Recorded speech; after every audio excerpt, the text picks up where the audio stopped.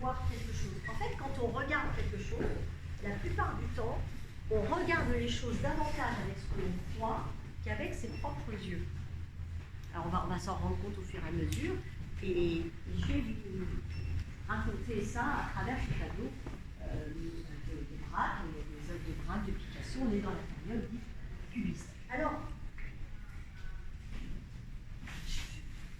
la question des cubistes, en fait, c'est comment on sait ce que l'on sait. Comment vous savez ce que vous savez? Comment vous êtes sûr de ce que vous savez? Vous le tenez de source, de quelle source? Comment on sait ce qu'on sait? Ah, ça, voilà. Moi, en tant que comptable, si je vois que le débit est égal au crédit, je sais que c'est bon. Voilà, oui, ok. Mais bon, ok, ça c'est vrai. C'est pas très artistique. Non, mais en même temps, c'est bien, il y a un cadrage avec un protocole, c'est paramétré, la marge de manœuvre, elle est pas très, je ne sais pas que c'est pas simple, ou compliquée, elle n'est pas complexe, cette marge de manœuvre. Après, il peut y avoir des exercices, des gymnastiques, ça peut être très intéressant. C'est très technique, là aussi c'est très technique. Mais comment on sait ce qu'on sait d'un point de vue de la vie courante? Comment vous savez certaines choses? Est-ce que vous faites appel à votre intuition? Est-ce que c'est parce qu'on vous l'a appris? Est-ce que c'est parce que vous l'avez expérimenté vous-même? L'observation, l'expérimentation, voilà. Ben, c'est exactement ce que raconte le cubiste.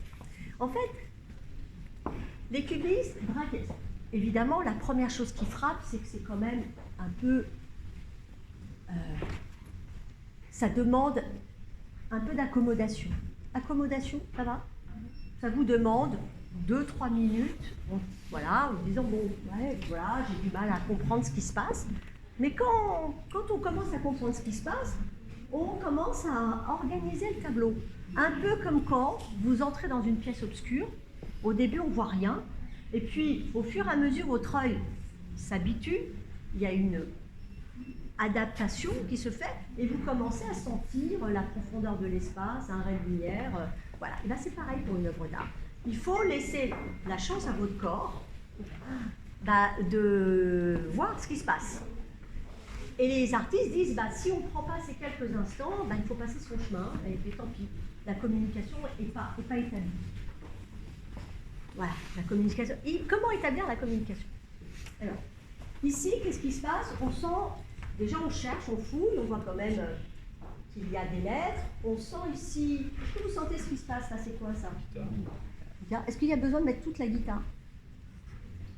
Non. Vous allez dire oui, mais quand même, c'est plus simple, c'est plus rapide, c'est plus immédiat. Ah oui, il faut qu'on décrypte, il faut tout se décrypte comme ça, d'un seul coup. Voilà. Voilà. Et puis là, regardez, qu'est-ce que c'est ça?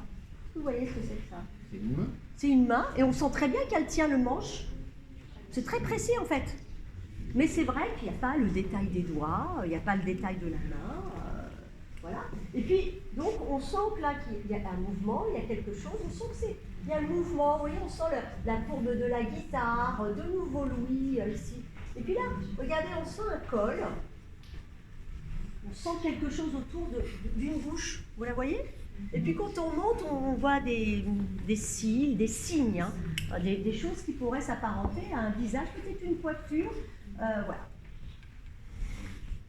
C'est vrai que la première étape, c'est que c'est un petit peu aride. Alors, qu'est-ce qui se passe chez les cubistes? Ils disent comment rendre les choses plus proches. Parce que c'est une volonté de réalisme. C'est une volonté d'être plus proche. Oui, c'est vrai que ça a l'air... voilà. Eh bien, je vais prendre un exemple. Qui je peux prendre en cobaye? Est-ce que je peux prendre comme cobaye? Je peux? Je peux. C'est pas votre prénom? Sandra, venez Sandra, vous pouvez vous mettre. Sandra, vous ne bougez pas, vous ne faites rien, vous restez comme ça. On imagine, ne bougez pas, c'est juste un super rôle, que tout autour, là, on doit dessiner, on imagine qu'on dessine, on prend en photo Sandra, à partir d'où chacun se situe. Moi, je suis là, voilà, vous, j'imagine, vous prenez... pas tout à fait de face, c'est ça, hein, un peu latéral, chacun, j'imagine que vous allez avoir... la nuque, le dos, voilà. Et vous allez remarquer ce que je fais quand je regarde, soit je regarde le visage, mais si je dois regarder une autre partie du corps, je suis obligée de faire bouger ma tête. Ça veut dire déjà que le point de vue unique n'existe pas. Mais on ne le sait pas tant qu'on ne l'expérimente pas. Tant qu'on ne nous dit pas que notre modalité de la vision, c'est que l'œil il bouge tout le temps. Ça n'existe pas. Si je fais un focus comme ça, je ne vois plus du tout ce qui se passe autour. Mais mon œil, il ne cesse d'être mobile. Et puis, j'imagine, vous, si vous devez dessiner Sandra, qu'est-ce que vous voyez Non, oui. Voilà. Et qui va faire le meilleur dessin? Qui va représenter le mieux Sandra?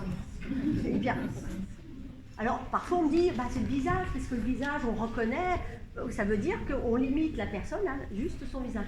Or, la réalité physique, c'est ça. C'est qu'on ait un volume dans l'espace, en fait. Comment on sait ce qu'on sait? On sait ce qu'on sait parce qu'on vit dans un espace, et que l'espace, vous avez vu, j'ai mis 1, 2, 3, 4, 5, 6, 7 secondes. Voilà. L'espace, c'est de l'espace-temps. Voilà. C'est de l'espace-temps. Ça veut dire que, là, Braque a représenté de l'espace-temps des fragments de la mobilité, parce que nous sommes mobiles dans l'espace, de la mobilité devant et autour de cette femme à la guitare. Mais comme ils sont peintres et que leur moyen de communication, c'est une surface plate, hauteur, largeur, il n'y a pas de profondeur, et puis il n'y a pas de temps. Mais comme ils sont contraints par les matériaux qui sont les siens, c'est-à-dire la hauteur et la largeur et pas de profondeur, il va superposer et reconstituer la mobilité de l'œil sur cette surface-là. Ça nous surprend, c'est pas confortable, c'est plus difficile à lire. Ça, on se dit quand même, ils auraient pu nous faciliter. Pourquoi ils faciliteraient? Puisqu'ils essayent d'affirmer que comment on sait ce qu'on sait? On sait ce qu'on sait parce qu'on est dans l'espace. Et que pour être plus proche des choses, il faut réintroduire notre capacité réelle à être mobile dans l'espace. Je donne un contre-exemple. Quand on voit un tableau classique, on a un format et on a une perspective. La perspective, on pense que c'est notre manière usuelle, simple de voir. Or, la perspective, elle n'a pas toujours existé. Les Égyptiens n'ont pas la perspective. Ça ne les empêche pas de faire des pyramides. Hein. Ils n'en ont pas besoin. On invente, chaque époque invente la façon de représenter dont elle a besoin. Si demain on a multiplié les points de vue de perspective. Parce que c'était une exigence, pas parce qu'on ne sait pas représenter la perspective. Et donc, la perspective, c'est un dispositif, c'est une convention, d'ailleurs. Qui sait dessiner la perspective? C'est donc pas naturel. Ben voilà, je ne sais pas comment c'est ce qu'on sait, ben voilà, il y a un moment donné.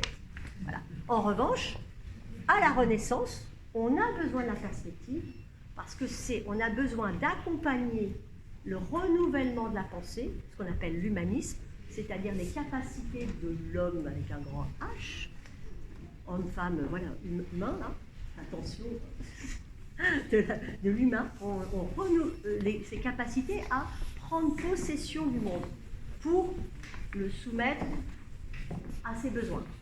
C'est le début des temps dits modernes en histoire, avec la Renaissance, le développement des techniques, le développement de l'exploration par l'être humain de la Terre qui l'entoure et de la capacité à soumettre les matières, les matériaux, l'énergie à ses besoins. Et pour cela, il a fallu accompagner d'un dispositif technique visuel que donnaient les artistes. On invente la perspective, parce qu'on a besoin de cataloguer. C'est comme un grand registre visuel, mais qui tient compte de la profondeur, de l'espace, de la physique, qui sont la façon dont les gens reconnaissent le monde dans lequel ils sont, et qu'ils peuvent appréhender d'un seul coup d'œil. Et à l'époque, les artistes, ce sont les scientifiques. Leur rôle, c'est de faire des recherches et d'accompagner les découvertes, etc. Donc, on invente l'outil qui va avec le besoin dont on a besoin. Et j'imagine qu'en comptabilité et dans n'importe quel domaine, c'est pareil. On invente le mécanisme dont on a besoin à un moment donné. Ben, c'est pareil pour un artiste. Donc la remise en cause de cette perspective, qui correspond au moment où on se dit la Renaissance n'est pas le début de l'histoire de la représentation, il y a d'autres histoires qui étaient tout à fait comprises par les gens de l'époque parce qu'ils avaient le code en partage. D'ailleurs, la comptabilité, telle qu'on la pratique, hein, elle est née en Italie au XVe siècle. Alors qu'il y avait de la comptabilité dans l'Antiquité, puisque l'écriture est née avec la comptabilité. L'écriture, les hiéroglyphes sont nés avec la compta. J'aimerais dire que l'écriture est née avec la poésie, mais non, c'est né avec la compta. Ben oui, parce qu'il fallait en Égypte lever des impôts pour construire un empire. Ben oui, et qu'il fallait pouvoir tracer les marchandises, à qui appartiennent les marchandises et combien vous avez fait de récoltes, combien vous avez de vaches, de bœufs. Et en fait, le besoin d'écriture, c'était le besoin de registre. Et les premiers hiéroglyphes, des fois vous voyez les personnages où les choses sont représentées de face, alors nous on a l'habitude de voir en profondeur, parce que pour eux c'est juste un registre. J'ai 3 cuisseaux de chevreuil, 3 cuisseaux de chevreuil, les uns au-dessus des autres. Et les gens comprennent très bien, enfin les gens pour qui c'était adressé. Ah ben oui, vous allez me dire, alors donc peut-être que ça ne s'adresse pas à moi, si on ne partage pas le code. Oui, ça c'est nous. Voilà. Qu'est-ce qui s'est passé? Au moment où se démocratise l'art au XIXe siècle, dans les années 1883, il commence à y avoir des salons ouverts au public sans que les artistes passent par les institutions. Voilà.